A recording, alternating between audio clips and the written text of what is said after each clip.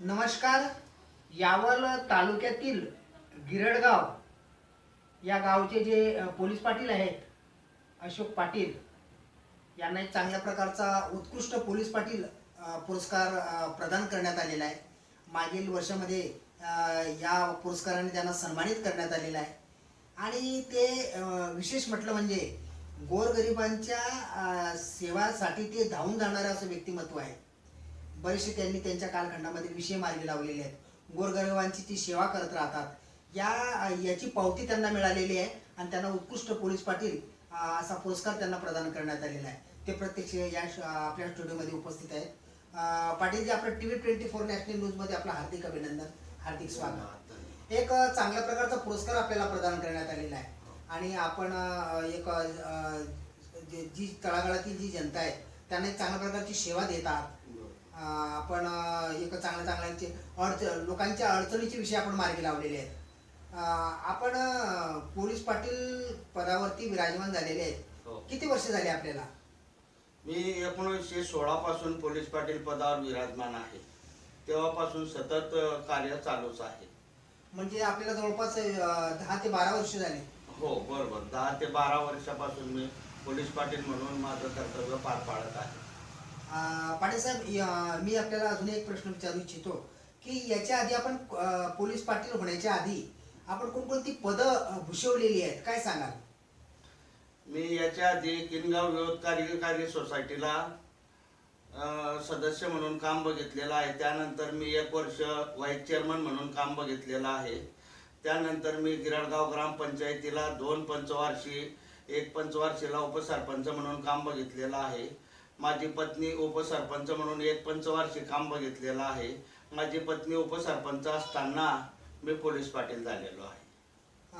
म्हणजे आपण एक बरीचशी पदं आपण भूषवलेली आहेत. हो. त्याचप्रमाणे एक राजकीय वारसा आहे का आपल्याला काही? हो, राजकीय वारसा जो आहे तो आपलं ग्रामीण जे राजकारण असतं त्यातीलच राजकीय वारसा आमच्या घराला आहे. आपले आजोबा पणजोबा वगैरे, तुमचे वडील वगैरे काही राजकारणामध्ये होते का, राजकीय क्षेत्रात होते का? राजकारणात नाही, त्यांनी समाजसेवा आणि सरपंच म्हणून त्यांनी गावात चांगल्या प्रकारे पदं भूषवलेली आहेत. पाटील सर, आपण आपल्याला पोलीस पाटील पदावरती आपण विराजमान आहात आणि जवळपास 10 ते 12 वर्ष झाली आपण जनतेची सेवा करत आहात. आणि पोलीस पाटील म्हटलं म्हणजे प्रशासन आणि नागरिक जनता याच्यातील मेन दुवा आहे. हो. आणि आपल्याला उत्कृष्ट आपण लोकांच्या अडचणीसाठी धावून येतात. त्या माध्यमातून आपल्याला एक उत्कृष्ट पोलीस पाटील पदाचा पुरस्कार मिळालेला आहे. हो. बरं, आपल्या 10 ते 12 वर्षाच्या कालावधीमध्ये आपण जे 10 ते 12 वर्ष कालावधीमध्ये पोलीस पाटील पदावरती कार्यरत आहात, एखादा असा हृदयस्पर्शी प्रसंग सांगता येईल का आपल्याला की जो मनाला चटका लावून गेलेला आहे, काय सांगाल? माझ्या पोलीस पाटील असल्याच्या कारकिर्दीपासून माझ्या जीवनामध्ये बरेच असे काही प्रसंग आले. त्यातील एक छोटासा प्रसंग सांगतो. आमच्या गावातील एक आदिवासी मुलगी, अल्पवयीन मुलगी ही मिसिंग झाली होती. मग तिचा 1 वर्ष मिसिंग रिपोर्ट तसाच राहिला, परंतु तिचा शोध लागून आला नव्हता. पण त्यानंतर आमचे सन्माननीय DYSP इंगळे साहेब यांनी मला पोलीस स्टेशनला बोलवून मला सूचना केल्या की पाटील साहेब, कुठल्याही परिस्थितीत ही मुलगी आपल्याला सापडणे गरजेची आहे.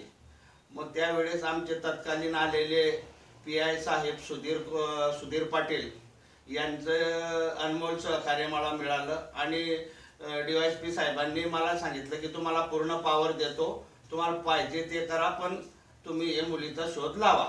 मग मी आमच्या स्थानिक लेवलला सर्व माहिती घेऊन त्या मुलीचा, मला 8 दिवस मुदत दिली असताना मी 4च दिवसात त्या मुलीचा शोध लावून तिला 4थ्या दिवशी पोलीस स्टेशनला हजर केले.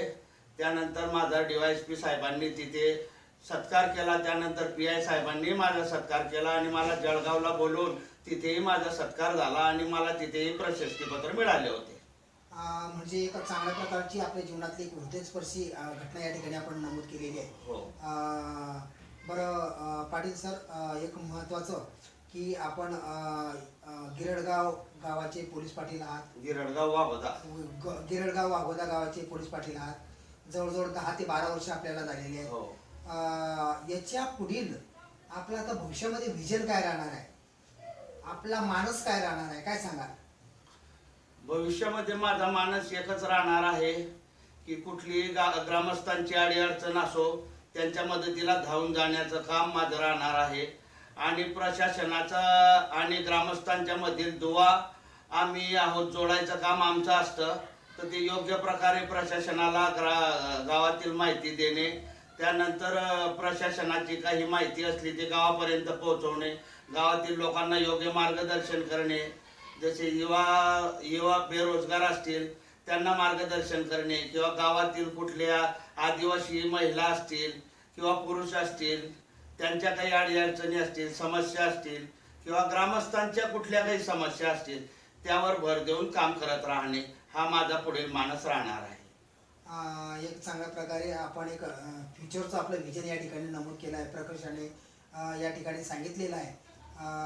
पाटील सर, एक आपण इथपर्यंत जवळजवळ 10 ते 12 वर्षे झालेत आपण पोलीस पाटील पदावरती कार्यरत आहात आणि जनसामान्यांची कामं केलेली आहेत, लोकांची अडचणीचे विषय मार्गी लावलेले आहेत. त्या माध्यमातून ती पावती म्हणून आपल्याला एक उत्कृष्ट पोलीस पाटील पुरस्कार पण मिळालेला आहे. तर इथपर्यंत जी मजल मारली आपण, इथपर्यंत जी जाऊन पोहोचलेत आपण, आणि आपला नावाचा एक चांगल्या प्रकारे नावलौकिक आहे पूर्ण पंचक्रोशीमध्ये नव्हे तर जळगाव जिल्ह्यामध्ये एक चांगल्या प्रकारचा आपला एक नावाचा लौकिक आहे. तर इथपर्यंत जी मजल मारलेली आपण त्याचं श्रेय आपण कोणाला देणार, काय सांगा? त्याचं श्रेय माझे आई वडील आहेत, माझे ग्रामस्थ आहेत, आदरणीय आमचे रिटायर उपायुक्त विजयकुमार देवचंद पाटील किनगाव, त्यानंतर आमचे वरिष्ठ अधिकारी मोहनमाला नाझिरकर, आमचे आदरणीय सन्माननीय PI रंगनाथजी धारबडे यांना माझं सर्व श्रेय जात आहे. की शासनाने आमचा जो मानधन निधी आहे तो वेळेवर पाठवावा, म्हणजे आम्हाला तो वेळेवर मिळेल. आम्हाला वेळेवर मानधन मिळत नाही, कधी 5-5 महिने होऊन जातात. त्यानंतर आमच्या ज्या मागण्या आहेत त्या मागण्यांचा शासनाने सकारात्मक विचार करावा.